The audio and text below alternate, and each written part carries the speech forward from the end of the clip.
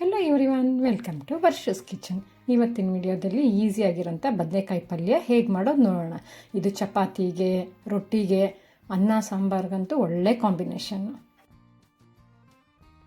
ಮೊದಲಿಗೆ ಸ್ಟವ್ ಹಚ್ಚಿ ಬಾಣಲಿ ಇಟ್ಟು 3 ಸ್ಪೂನ್ ಆಗೋಷ್ಟು ಎಣ್ಣೆ ಹಾಕ್ಕೊಳ್ಳಿ. ಎಣ್ಣೆ ಬಿಸಿ ಆದ ನಂತರ ಅರ್ಧ ಸ್ಪೂನ್ ಸಾಸಿವೆ ಸಿಡ್ದಾದ ನಂತರ ಹೆಚ್ಚಿಟ್ಕೊಂಡಿರೋ ಅಂಥ 2 ಈರುಳ್ಳಿ, 1 ಎಳೆ ಕರ್ಬೇವಿನ ಸೊಪ್ಪು, ಹೆಚ್ಚಿಟ್ಕೊಂಡಿರೋಂಥ 3 ಹಸಿಮೆಣಸಿನ್ಕಾಯಿ ಹಾಕಿ ಈರುಳ್ಳಿ ಗೋಲ್ಡನ್ ಬ್ರೌನ್ ಬರೋವರೆಗೂ ಫ್ರೈ ಮಾಡ್ಕೊಳ್ಳಿ.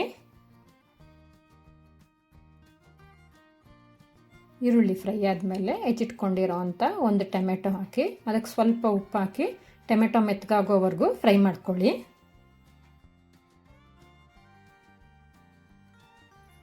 ಇವಾಗ ನಾನು ಟೊಮೆಟೊ ಈರುಳ್ಳಿ ಎಲ್ಲ ಮೆತ್ತಗಾಗಿದೆ.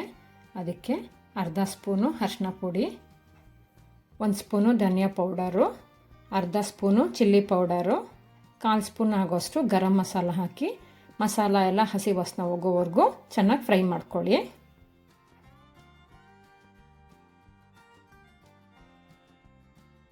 ಮಸಾಲ ಎಲ್ಲ ಫ್ರೈ ಆದಮೇಲೆ ಸಣ್ಣದಾಗಿ ಉದ್ದಕ್ಕೆ ಹೆಚ್ಚಿಟ್ಕೊಂಡಿರೋವಂಥ 8 ಬದನೆಕಾಯಿ ಹಾಕ್ತಾಯಿದ್ದೀನಿ. ಆ ಬದನೆಕಾಯಿಗೆ ಮಸಾಲ ಎಲ್ಲ ಹಿಡಿಯೋವರೆಗೂ ಕಲಿಸ್ಕೊಳ್ಳಿ.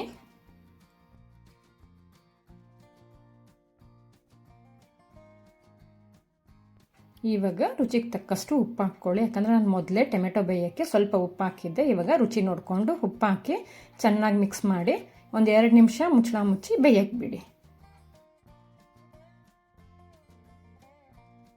2 ನಿಮಿಷ ಆದಮೇಲೆ ಬದನೆಕಾಯಿ ಎಣ್ಣೆಲೇ ಬಾಡೋಗಿರುತ್ತೆ.